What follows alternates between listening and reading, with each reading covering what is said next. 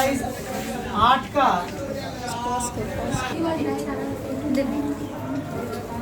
हाँ question number 13 बोल रहा दो मुंह खुले एक लंब वृत्ताकार लोहे के पाइप के मुंह का बाहरी व्यास 30 सेंटीमीटर है और आंतरिक व्यास 26 सेंटीमीटर है। याद रखना, जब भी किसी सम में बाहरी व्यास और भीतरी व्यास दे देगा तो बाहरी व्यास और भीतरी व्यास दे देने का मतलब ही ये हुआ कि वो जो है वो किस तरह का बेलन है, तो वो है खोखला, खोखला बोल रहे हैं, अर्धठोस। जब बाहरी और भीतरी व्यास जब दोनों दे देगा तो हम लोग उसी से समझ जाएंगे कि वो क्या है, तो खोखला गोला मतलब कि अर्धठोस बेलन है। उसका कुछ भाग ठोस है और कुछ भाग खाली है। तो बोल रहा है क्या कि दो मुंह खुले एक लंब वृत्ताकार लोहे के पाइप के मुंह का बाहरी व्यास 30 सेंटीमीटर है और आंतरिक व्यास 26 सेंटीमीटर है तथा पाइप की लंबाई 14.7 मीटर है। प्रति डेसीमीटर 2.25 रुपए की दर से उस पाइप के समग्र तल पर अलकतरा प्रलेप करने में कितना खर्च होगा ज्ञात करके लिखिए। एक पाइप है,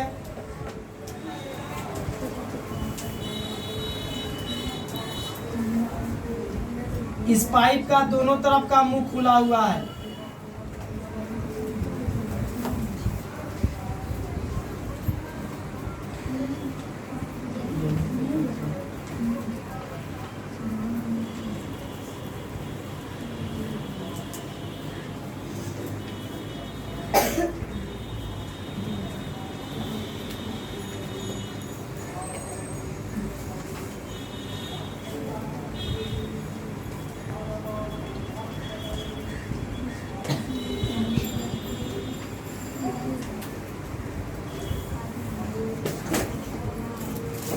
है ना,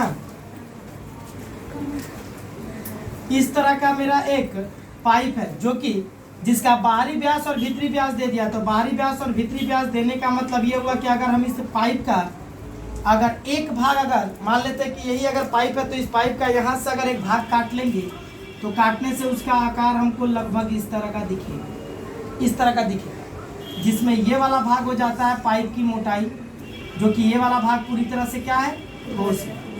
ये भाग पूरी तरह से मेरा क्या है, ठोस है, और ये अंदर वाला भाग खाली है। और इस पाइप का दोनों मुंह खुला हुआ है, नीचे भी और ऊपर भी दोनों मुंह खुला हुआ है। तो बोल रहा है क्या कि इसका बाहरी और भीतरी व्यास दोनों दे दिया और बोल रहा है आंतरिक व्यास 26 सेंटीमीटर है, बाहरी और भीतरी दोनों दे दिया। पाइप की लंबाई बोल दिया कि कितना है, पाइप की लंबाई 14.7 मीटर है। बोल रहा है क्या कि प्रति डेसीमीटर 2.25 रुपए की दर से, मतलब प्रति डेसीमीटर, प्रति वर्ग डेसीमीटर होगा, प्रति वर्ग डेसीमीटर 2.25 रुपए की दर से, मतलब 2 रुपया 25 पैसा एक वर्ग डेसीमीटर को, एक वर्ग डेसीमीटर खर्च बता रहा 2 रुपया 25 पैसा की दर से उस पाइप के समग्र तल पर अलकतरा प्रलेप करने में कितना खर्च होगा।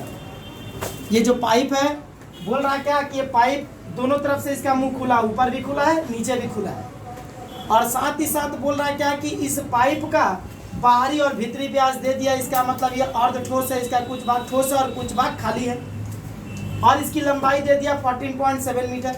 बोल रहा है क्या कि अगर इस पाइप के समग्र तल पर अगर अलकतरा लगाया जाए, अलकतरा अगर प्रलेप किया जाए, लगाया जाए, तो 2 रुपया 25 पैसा प्रति वर्ग डेसीमीटर, मतलब एक वर्ग डेसीमीटर पर अगर अलकतरा लगाया जा रहा है तो 2 रुपया 25 पैसा खर्च हो रहा है।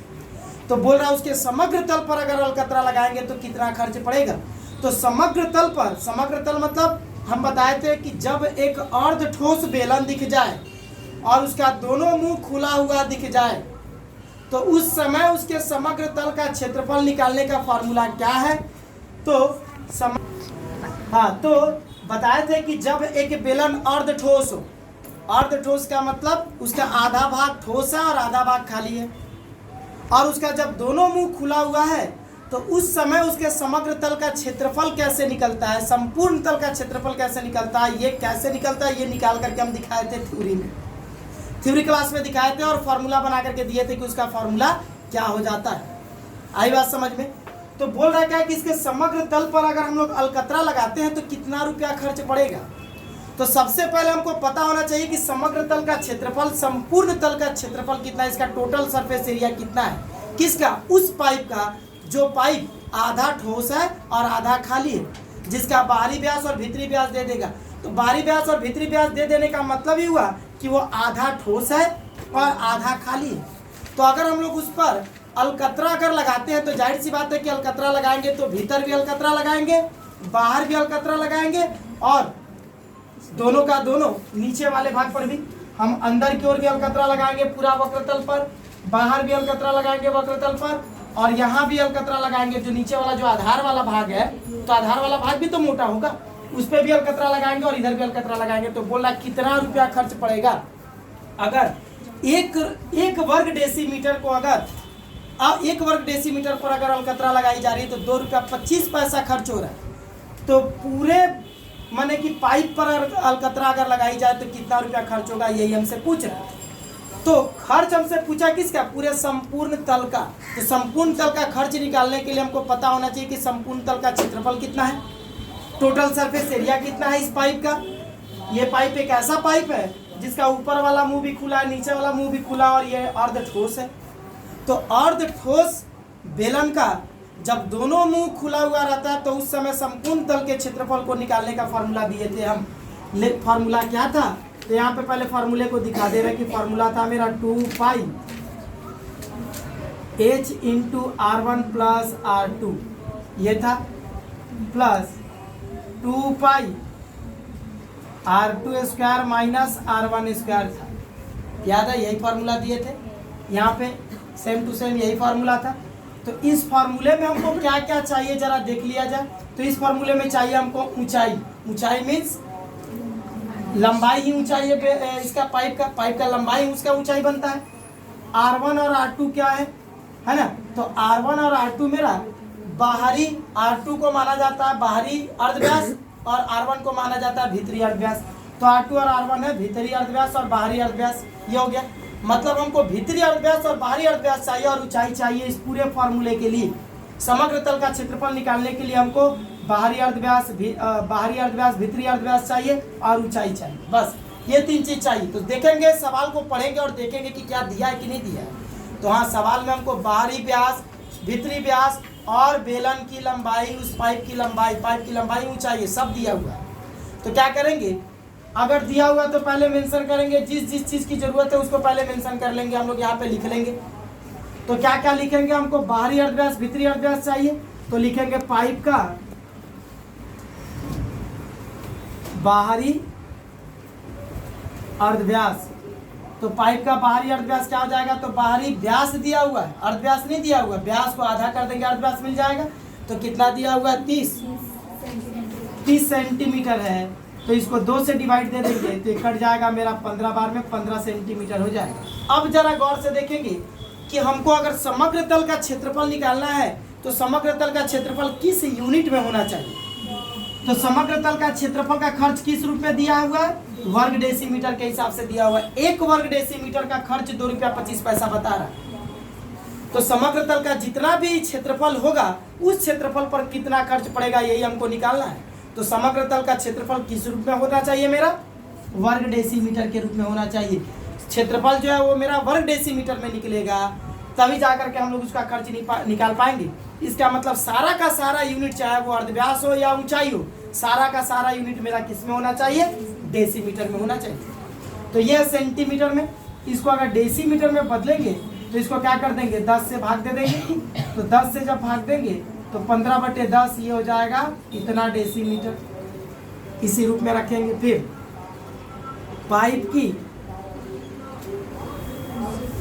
पाइप का भीतरी अर्धव्यास 26 दिया हुआ है, तो 26 व्यास दिया हुआ है। तो इसको अगर हम लोग 2 से अगर इसको भाग दे दें तो ये कट क्या आ जाएगा मेरा, क्या 13 सेंटीमीटर। और 13 को अगर 10 से भाग दे दें तो ये बन जाएगा मेरा डेसीमीटर। हो गया, डेसीमीटर में चेंज हो गया ये। अच्छा, फिर अब क्या करेंगे, यहाँ पे इसको काटेंगे नहीं, ये कट रहा 15 और 10 कट रहा, लेकिन काटेंगे नहीं। बाद में समझेंगे कि क्यों नहीं काटेंगे, आसानी होगा, हमको सॉल्व करने में आसानी होगी, दिक्कत नहीं होगी। अब क्या करेंगे यहाँ पे, फिर हम लिखेंगे पाइप की लंबाई। तो पाइप की लंबाई 14.7 मीटर दिया हुआ है, ये रहा 14.7 मीटर। डेसीमीटर में इसको चेंज करेंगे तो इसको 10 से इंटू कर देंगे, तो दशमलव बिंदु के बाद एक अंक है तो दशमलव बिंदु हट जाएगा यहाँ पे 147 डेसीमीटर। कैसे ये हुआ, जिसको नहीं समझ में आया वो साइड में देख ले। इसको 10 से इंटू कर रहे हैं तो 140 पॉइंट को भूल जाओ, 147 से 1 का इंटू कर देंगे तो 147 आएगा, और एक जीरो बच गया तो एक जीरो भी आएगा। अब दशमलव बिंदु बैठाएंगे तो पॉइंट के बाद एक डिजिट है तो दशमलव बिंदु एक स्थान के बाद बैठेगा, मतलब जीरो के बाद बैठेगा, तो जीरो का कोई वैल्यू नहीं रहता दशमलव बिंदु के बाद। तो कितना आ गया 147 डेसी। आई बात समझ में, ये हो गया। अब हम लोग निकालेंगे कि पाइप के समग्र तल का क्षेत्रफल क्या है, क्योंकि जब तक समग्र तल का क्षेत्रफल टोटल सरफेस एरिया जब तक नहीं मिलेगा तब तक खर्च नहीं निकाल पाएंगे कि कितना खर्च होगा अलकतरा लगाने का। तो ये हो जाएगा मेरा फॉर्मूला 2πh इंटू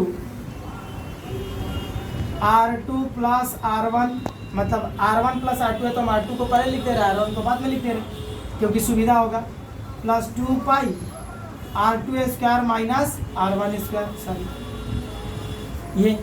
तो वैल्यू को अब यहाँ पे पुट अप करेंगे, है ना। तो कैसे 2π यहाँ पे अगर हम लोग थोड़ा सा क्या करेंगे, यहाँ पे मान को पुट अप करके अगर अलग अलग सॉल्व करेंगे ना तो भी मेरा आंसर आ जाएगा, तो भी आंसर आ जाएगा। और थोड़ा सा अगर हम लोग अलग प्रक्रिया थोड़ा अप्लाई करें, थोड़ा सा फार्मूला वगैरह, तो वहाँ पे भी आंसर आएगा, तो थोड़ा आसान हो जाएगा मेरा। अगर जैसे मान लो कोई यहाँ पे अगर फार्मूला बैठाना चाहता है मान, तो पाई का मान, एच का मान, R2 R1 का मान पुट अप करके यहाँ का अलग आंसर, यहाँ का अलग आंसर निकाल के प्लस कर दे तो हो जाएगा उस तरह भी। लेकिन थोड़ा सा अगर हम लोग अलग तरीके से करें, थोड़ा सा कैलकुलेशन को हार्ड नहीं इजी बनाना चाहे, तो क्या करेंगे, यहाँ से 2π है ना, h जैसा था वैसी रख दिए, या R2 plus R1 plus 2π R2 square minus R1 square जो है इसको हम लोग क्या करेंगे, ये a square minus B square के फॉर्मूले में टूट रहा है, a square minus B square का फॉर्मूला में टूट रहा है, जिसका फॉर्मूला हो जाता है a plus B into A minus B.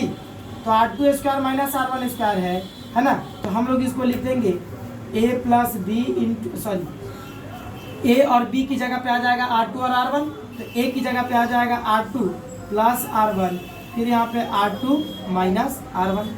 Clear हुआ, आई बात समझ में। अच्छा, फिर ये हो जाएगा मेरा 2π R2 प्लस R1 पूरा मेरा कॉमन चला गया इस पार्ट से और इस पार्ट से, दिख रहा मेरा 2π R2 plus R1, 2π R2 plus R1 common चला गया, तो यहाँ पे बच जाएगा मेरा क्या, यहाँ से पूरा 2π R2 प्लस R1 के निकल जाने से बच जाएगा h, प्लस यहाँ से बच जाएगा सिर्फ R2 माइनस R। ये अब वैल्यू को आप जाकर के पुट अप करेंगे, तो 2 इंटू पाई का वैल्यू 22/7 इंटू R2 मतलब बाहरी अर्धव्यास, तो बाहरी अर्धव्यास 15/10 से, प्लस भीतरी अर्धव्यास 13/10, फिर यहाँ पे h 147 प्लस R2 मेरा कितना है 15/10 माइनस R1 कितना है 13/10। क्लियर हुआ। अब क्या करेंगे यहाँ पे, तो 2 इंटू 22/7 इंटू, इसको जब हम लोग ब्रेक करेंगे तो कैसे ब्रेक होगा, कैसे टूटेगा, ही गौर से देखेंगे कैसे टूटेगा। अगर नीचे में अगर पार्ट सेम रहता है तो ऊपर वाला जुट रहा है तो जोड़ देंगे, घट रहा है तो घटा देंगे। अगर नीचे वाला पार्ट सेम नहीं है तो एलसीएम लेकर के इसको सॉल्व किया जाता है, इसीलिए यहाँ पे नहीं काटे, क्योंकि 5 से काट देंगे तो ऊपर 3 नीचे 2 आ जाएगा और ये तो कटेगा ही नहीं, तो ये 3/2 यहाँ पे बैठता और ये 13/10, तो नीचे 2 और 10 आता तो एलसीएम लेना पड़ता, आसान नहीं होता मेरे लिए, कैलकुलेशन थोड़ा सा कॉम्प्लिकेटेड हो जाता है, इसीलिए हम लोग काटे नहीं। नीचे में अगर सेम फॉर्म है तो आसानी से जोड़ या घटा सकते हैं। तो 10 और 10 का फॉर्म है तो नीचे वाला सेम है तो ऊपर वाला जुट रहा है तो जोड़ देंगे, तो 15 और 13 जुट जाएगा, हो जाएगा 28/10। यहाँ पे आएंगे तो ये हो जाएगा 147 प्लस ये घटेगा, तो नीचे वाला सेम है तो ऊपर वाला घटा देंगे, 15 से 13 घट जाएगा तो हो जाएगा 2/10। क्लियर। अब क्या करेंगे यहाँ पे, ये 7 से 28 कट जाएगा मेरा 4 बार में, तो ये हो जाएगा मेरा 2 इंटू 22 इंटू 4/10 हो गया, ये पूरी तरह से हो गया ना। अब इसको भी हम लोग चेंज करेंगे, कैसे, इससे इसको इंटू कर देंगे, ऊपर वाला 2 जुट रहा तो जोड़ देंगे, तो 10 से इसका इंटू करेंगे तो हो जाएगा 1470, और उसमें 2 को जोड़ देंगे तो हो जाएगा 1472। तो ये हो जाएगा 1472 बटे, आई बात समझ में। इससे इसका इंटू कर दिया और 2 को जोड़ दिए तो 1472 नीचे 10 जैसा था वैसे आया, करेंगे तो इंटू करेंगे, है ना। तो इसको इंटू कैसे किया जाएगा, तो ये हो जाएगा मेरा 22 दूना 44, 44 से फिर 4 का इंटू करेंगे तो हो जाएगा 176, और 176 से 1472 का फिर इंटू होगा। कट रहा तो काटेंगे नहीं, क्योंकि पूरी तरह से कटेगा ही नहीं, कट रहा नहीं काटेंगे पूरी तरह से, क्योंकि नीचे अगर जो फॉर्म है वो फॉर्म रहेगा तो हम लोग आसानी से इसको दशमलव बिंदु में चेंज वगैरह कर सकते हैं, जो भी करना होगा। तो अब इसको इंटू करेंगे तो 6 दूना 12 का 2 हासिल 1, 7 छक 42 और 42 1 43 हासिल 4, 6 चौका 24 4 28 2 6 कम 6 2 8, फिर 7 से जाएगा 7 दूना 14, 7 7 49 1 50 5 7 चौका 28 5 33 हासिल 3 7 कम 7 3 10, फिर 2 फिर 7 4 और 1। अब इसको जोड़ देंगे 2 4 3 7 8 2 10, फिर 8 3 11 11 7 18 1 19, फिर ये हो जाएगा 4 1 5 और ये 2, तो कितना हो गया मेरा 25907 अब क्या करेंगे, इसको नीचे 100 बचा दशमलव बिंदु में, अब इसको चेंज कर देंगे तो 1 के पीछे 2 जीरो है तो दशमलव बिंदु 2 स्थान इधर मेरा खसक जाएगा, तो हो जाएगा 2590.72। 2 स्थान खसकने का मतलब 1 और 2 यहाँ पे आके बैठेगा। ये इतना वर्ग डेसीमीटर हो गया मेरा समग्र तल का क्षेत्रफल। ये बात समझ में आया, समग्र तल का क्षेत्रफल इतना वर्ग डेसीमीटर हो गया। हम इसीलिए नहीं काटे नहीं, अगर मान लेते हैं कि हम लोग काट देते ना तो नीचे 5 और 5 का फॉर्म आ जाता, 25 आ जाता, फिर 25 से इसको दशमलव बिंदु तक ले जाकर के भाग देना रहता। भाग देने में काफ़ी कॉम्प्लिकेटेड हो जाता, वो भाग दे ही नहीं पाते। इसीलिए यहाँ पे काटे नहीं, 1 के पीछे 0 के फॉर्म को रख दिए ताकि आसानी से ये मेरा दशमलव बिंदु में चेंज हो जाए। कुछ नहीं किए, 1 के पीछे 2 जीरो 0.2 स्थान खसका दिए, भाग देने की जरूरत पड़ी क्या, कैलकुलेशन इजी हुआ। ये हो गया मेरा क्या, समग्र तल का क्षेत्रफल। अब इस समग्र मतलब कि जो अलकतरा हमको लगाना है इस मतलब कि पाइप में, तो अलकतरा अगर लगाना है तो जाहिर सी बात है कि अलकतरा अगर लगाएंगे तो अलकतरा लगाने का खर्च कितना होगा। तो समग्र तल पर अलकतरा लगा रहे तो समग्र तल का क्षेत्रफल इतना, मतलब इतना वर्ग डेसीमीटर पर हम लोगों को क्या करना है, अलकतरा लगाना है। तो अलकतरा लगाने का खर्च कितना होगा, 1 वर्ग डेसीमीटर का खर्च इतना दिया हुआ है, तो पूरे का खर्च कितना आएगा, है ना, पूरे का खर्च कितना आएगा यहाँ पे निकालेंगे तो लिखेंगे कि पाइप के समग्र तल पर अलकतरा लगाने का खर्च टोटल कितना आएगा, तो इंटू करेंगे 2590.72 से 2.25 का इंटू करेंगे। तो अगर दशमलव बिंदु में इंटू करना आता है, दशमलव बिंदु से अगर इंटू करना आता है दशमलव बिंदु वाला, तो इंटू कर देंगे, आंसर आ जाएगा, है ना। तो हम लोग जानते हैं कि दशमलव बिंदु से इंटू कितना होगा। हाँ, तो इससे इसका इंटू करने से इतना आएगा। तो दशमलव बिंदु 4 अंक के बाद बैठेगा, 2 पॉइंट यहाँ पे, 2 पॉइंट यहाँ पे, पॉइंट के बाद 2 अंक यहाँ पे भी है, 2 अंक यहाँ पे भी। तो इंटू करने से 4 अंक के बाद बैठेगा तो 1 2 3 4 यहाँ पे आके बैठेगा। तो पॉइंट के बाद ये सभी जीरो का कोई वैल्यू नहीं, मतलब 5829.12 इतना रुपया हो जाएगा मेरा क्या,